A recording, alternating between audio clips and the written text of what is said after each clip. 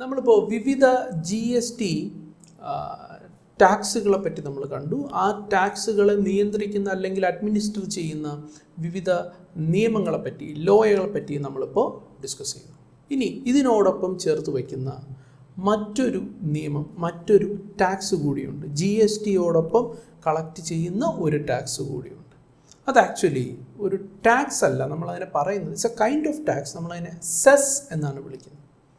GST എന്ന ടാക്സിനോടൊപ്പം collect ചെയ്യുന്ന ഒരു എക്സ്ട്രാ ടാക്സ് ആണ്. ഇതൊരു സെസ് എന്നാണ് നമ്മൾ പറയുക. CESS. So what is cess? Cess is a kind of tax and that is being collected for any particular purpose, to meet any particular purpose. So cess എന്ന് പറഞ്ഞാൽ ഒരു ടാക്സ് തന്നെയാണ്. എന്നാൽ അത് കളക്ട് ചെയ്യുന്നത് ഒരു പർട്ടിക്കുലർ പർപ്പസ് മീറ്റ് ചെയ്യാൻ വേണ്ടിയിട്ട് കളക്ട് ചെയ്യുകയാണ്. സോ ഒരു പർട്ടിക്കുലർ പർപ്പസ് മീറ്റ് ചെയ്യാൻ വേണ്ടി കളക്ട് ചെയ്യുന്ന ടാക്സിനെയാണ് നമ്മൾ സെസ് എന്ന് പറയുക. സോ അതുകൊണ്ട് തന്നെ ആ സെസ് കളക്ട് ചെയ്യുമ്പോൾ എന്താണോ ആ പർപ്പസിൻ്റെ പേരിലായിരിക്കും എന്ത് ചെയ്യുന്നത്, ആ പർട്ടിക്കുലർ ടാക്സ് അല്ലെങ്കിൽ ആ സെസ് കളക്ട് ചെയ്യുന്നത്. സോ GSTയോടൊപ്പം കളക്ട് ചെയ്യുന്ന ആ സെസ് ഏതാണ്? ഇപ്പോൾ ഇൻകം ടാക്സിലൊക്കെ നമ്മൾ കണ്ടിട്ടുണ്ട്. ഇൻകം ടാക്സ് പേ ചെയ്യുമ്പോൾ, ഇൻകം ടാക്സ് കാൽക്കുലേറ്റ് ചെയ്യുമ്പോൾ ഇൻകം ടാക്സിനോടൊപ്പം കളക്ട് ചെയ്യുന്ന ഒരു സെസ് ഉണ്ട്. Health and education cess at the rate 4%. That is being computed on total income tax payable. അതിൻ്റെ മേളിൽ കാൽക്കുലേറ്റ് ചെയ്യും.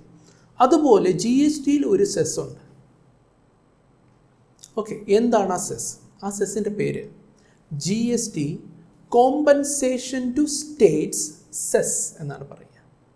അഥവാ GST കോമ്പൻസേഷൻ സെസ് എന്ന് നമ്മളതിനെ പറയാറുണ്ട്. സോ എല്ലാ സപ്ലൈയുടെ മേളിലും ഈ സെസ് വരുമോ?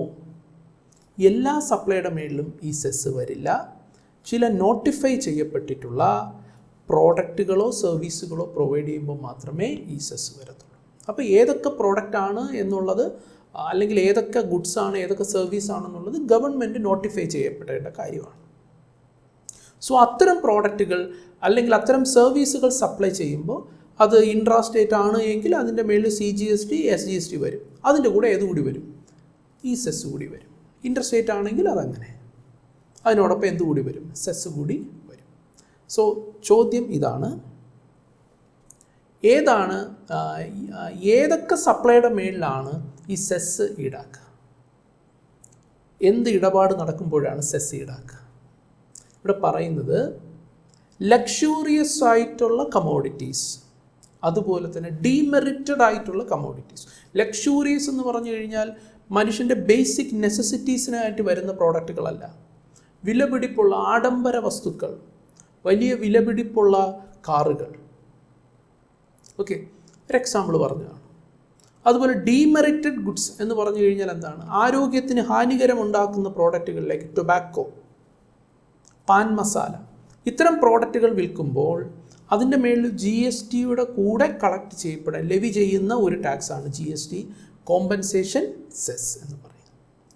So what is A purpose of collecting this tax? ഇത് എന്തിനു വേണ്ടിയിട്ടാണ്? പേര് തന്നെ സൂചിപ്പിക്കുന്നത് GST കോമ്പൻസേഷൻ ടു സ്റ്റേറ്റ്സ് എന്നാണ് പറയുന്നത്.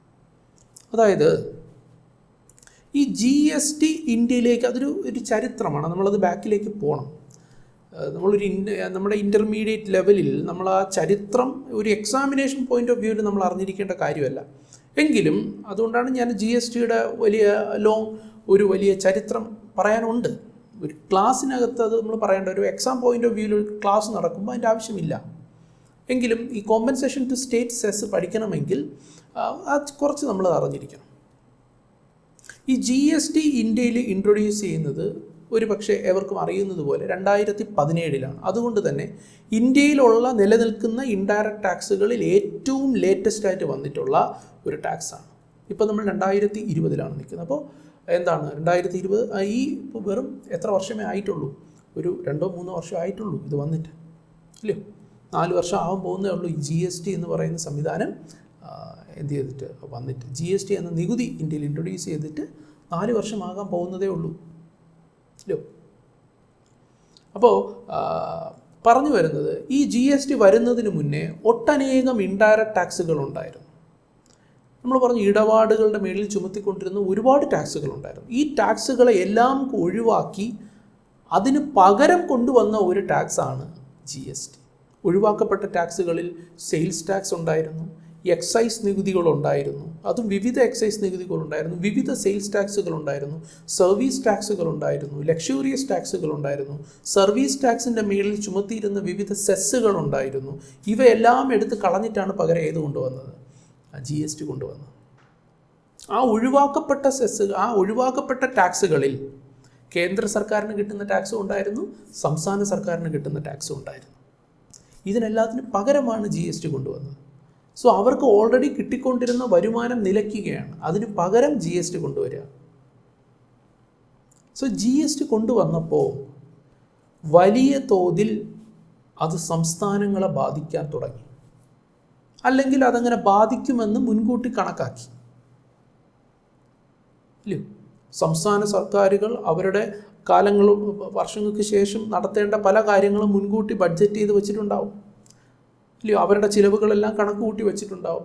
ആ ചിലവുകൾ നിറവേറ്റുന്നത് എങ്ങനെയാണ്? ഇവർ ടാക്സിലൂടെ പിരിച്ചെടുക്കുന്ന വരുമാനം ഉപയോഗിച്ചെന്നൊക്കെ അവർ കണക്ക് കൂട്ടി വെച്ചിരിക്കുകയായിരുന്നു. പക്ഷേ GST ഇൻട്രൊഡ്യൂസ് ചെയ്തപ്പോൾ എന്ത് സംഭവിച്ചു? അവർക്ക് വരാനിരുന്ന വരുമാനത്തിൽ വലിയ തോതിലുള്ള ഇടിവ് സംഭവിക്കും. അപ്പോൾ കേന്ദ്ര സർക്കാർ ഒരു ഉറപ്പ് കൊടുക്കുകയാണ്. എന്താണ്? നിങ്ങൾക്ക് നഷ്ടം വരില്ല, നിങ്ങൾക്ക് വരുന്ന നഷ്ടം നമ്മൾ നികത്തും, നിങ്ങൾക്ക് നമ്മൾ കോമ്പൻസേഷൻ തരും. GST കാരണം നിങ്ങൾക്ക് നഷ്ടമുണ്ടായാൽ ആ നഷ്ടം നമ്മൾ നിങ്ങൾക്ക് നികത്തി തരും, കോമ്പൻസേഷനായിട്ട് നിങ്ങൾക്ക് തരും. ആ ഒരു ഉറപ്പിന്മേലാണ് GST ഇന്ത്യയിലാകമാനം നടപ്പിലാക്കുവാൻ എല്ലാ സംസ്ഥാനങ്ങളും ഒറ്റ മനസ്സോടുകൂടി സമ്മതിച്ചത്. അപ്പോൾ കേന്ദ്ര സർക്കാരിനൊരു ഉത്തരവാദിത്തം വന്നു. എന്താണ്? GST കാരണം സംസ്ഥാനങ്ങൾക്ക് വരാൻ സാധ്യതയുള്ള നഷ്ടം, കാരണം അവർക്ക് കിട്ടിക്കൊണ്ടിരുന്ന പല ടാക്സുകളും ഇല്ലാണ്ടായി, അതിന് പകരമാണല്ലോ GST വരിക. കുറേ ടാക്സുകൾ പോയിട്ട് ഇപ്പോൾ GST എന്ന് പറഞ്ഞാൽ ഒറ്റ ടാക്സ് വരികയാണ്. അപ്പോൾ അവർക്ക് നഷ്ടം സംഭവിക്കാം. ആ നഷ്ടം നികത്തി കൊടുക്കാമെന്ന് കേന്ദ്ര സർക്കാർ ഉറപ്പ് കൊടുക്കുന്നു. ആ ഉറപ്പ് വിശ്വസിച്ച് സംസ്ഥാനങ്ങളെല്ലാം ഏതിലേക്ക് കൺവേർട്ട് ചെയ്യാൻ തീരുമാനിച്ചു? ആ ടാക്സുകളെല്ലാം വേണ്ടെന്ന് വെച്ച് GSTയിലേക്ക് വരാൻ തീരുമാനിച്ചു. അങ്ങനെ GST നടപ്പിലാക്കി. ഈ കോമ്പൻസേഷൻ കൊടുക്കണമെങ്കിൽ സെൻട്രൽ ഗവൺമെൻറ്റിന് വരുമാനം വേണ്ടേ? സെൻട്രൽ ഗവൺമെൻറ്റിന് ഒരുപാട് ടാക്സ് നഷ്ടപ്പെടുകയാണല്ലോ. അപ്പോൾ എന്തായാലും കോമ്പൻസേഷൻ കൊടുത്തേ പറ്റത്തുള്ളൂ. അപ്പോൾ കോമ്പൻസേഷൻ കൊടുക്കാൻ വേണ്ടി പണം സ്വരൂപിക്കണം. അതിനുവേണ്ടി ഇവർ കണ്ടെത്തിയ ഒരു മാർഗമാണ് ലക്ഷൂറിയസ് ആയിട്ടുള്ള പ്രോഡക്റ്റുകളോ ഡീമെറിറ്റഡ് ആയിട്ടുള്ള ഗുഡ്സുകളോ ഒക്കെ സപ്ലൈ ചെയ്യുന്ന സമയത്ത് അതിൻ്റെ മേളിൽ ഒരു കോമ്പൻസേഷൻ സെസ് കൂടി എന്ത് ചെയ്യുക? ചുമത്തുക. ഇനി കോമ്പൻസേഷൻ സെസ് കിട്ടിയാലും ഇല്ലെങ്കിലും they need to pay towards government, state governments. They need to compensate the state governments. Anyway അവരതിൻ്റെ മേളിൽ കൂടി എന്ത് കളക്ട് ചെയ്യാൻ തീരുമാനിച്ചു? GST കോമ്പൻസേഷൻ സെസ് കളക്ട് ചെയ്യാൻ തീരുമാനിച്ചു. അങ്ങനെയാണ് നമ്മുടെ രാജ്യത്ത് GST കോമ്പൻസേഷൻ സെസ് നിലവിൽ വരുന്നത്. എനിവേ ഈ സെസ്സും ഒരു നികുതിയാണ്. അതുകൊണ്ട് തന്നെ ഈ സെസ് കളക്ട് ചെയ്യുന്നതിന് മുന്നോടിയും ആർട്ടിക്കിൾ 265 ആപ്ലിക്കബിൾ ആവും. എന്ന് പറഞ്ഞാൽ ആദ്യം ഒരു നിയമം നിർമ്മിക്കണം. അങ്ങനെ GST കോമ്പൻസേഷൻ സെസ് പിരിക്കാൻ വേണ്ടിയിട്ട് ഒരു നിയമം നിർമ്മിച്ചിട്ടുണ്ട്. ആ നിയമത്തിൻ്റെ പേരാണ് GST compensation to states cess act 2017. അപ്പോൾ ആ ഒരു നിയമം കൂടി GST നിയമത്തിനോടൊപ്പം, വിവിധ GST നിയമങ്ങളോടൊപ്പം ഈ ഒരു നിയമം കൂടി നമുക്ക് രാജ്യത്ത് നിലവിലുണ്ട്. ഇനി ഒരു കാര്യം കൂടി പറഞ്ഞ് നമുക്ക് ഈ ഒരു സെഷൻ നമുക്ക് വൈൻഡപ്പ് ചെയ്യാം. അതായത് നമുക്ക് വിവിധ ടാക്സ് നിയമങ്ങൾ ഉണ്ട് എങ്കിലും നമ്മുടെ എക്സാമിനേഷൻ പോയിന്റ് ഓഫ് വ്യൂവിൽ നമുക്ക് എന്താണ് പഠിക്കാനുള്ളത്? ഇപ്പോൾ CA ഇൻ്റർമീഡിയറ്റ് ലെവലിലും CMA ഇൻ്റർമീഡിയറ്റ് ലെവലിലും നമുക്ക് ഈ എല്ലാ നിയമങ്ങളും ഒന്നും നമുക്ക് പഠിക്കാനില്ല. നമുക്ക് ആകെ കൂടെ പഠിക്കാനുള്ളത് CGST നിയമം മാത്രമാണ്. CGST ലോ എന്ന് പറഞ്ഞാൽ അതിനകത്ത് എന്തൊക്കെ വരും? CGST ആക്ട് വരും, വേരിയസ് CGST റൂൾസ് വരും, CGSTയുമായി ബന്ധപ്പെട്ടിട്ടുള്ള നോട്ടിഫിക്കേഷൻസ് വരും, CGSTയുമായി ബന്ധപ്പെട്ടിട്ടുള്ള സർക്കുലേഴ്സ് വരും. ഇതൊക്കെയാണ്. അപ്പോൾ ഇത് മാത്രം നമ്മൾ പഠിച്ചു. SGST, UTGST, IGST നിയമങ്ങളെപ്പറ്റി ഇൻ്റർമീഡിയറ്റ് ലെവലിൽ നമുക്ക് സിലബസിനകത്ത് കവർ ചെയ്തിട്ടില്ല. എന്നാൽ ഫൈനൽ ലെവലിലേക്ക് പോകുമ്പോൾ അവ കൂടി കവർ ചെയ്ത് വേണം നമ്മൾ പഠിക്കാനായിട്ട്. പക്ഷേ ഇതൊക്കെ നമ്മൾ അറിഞ്ഞിരിക്കണം, ഇങ്ങനെയൊക്കെയുള്ള കാര്യങ്ങൾ കൂടി ഉണ്ട് എന്നുള്ളത്. അതുകൊണ്ടാണ് അത് ഇൻട്രൊഡക്ഷൻ ചാപ്റ്ററിനകത്ത് ആ ഒരു കാര്യം കൂടി നമ്മൾ ഉൾപ്പെടുത്തിയിരിക്കുന്നത്.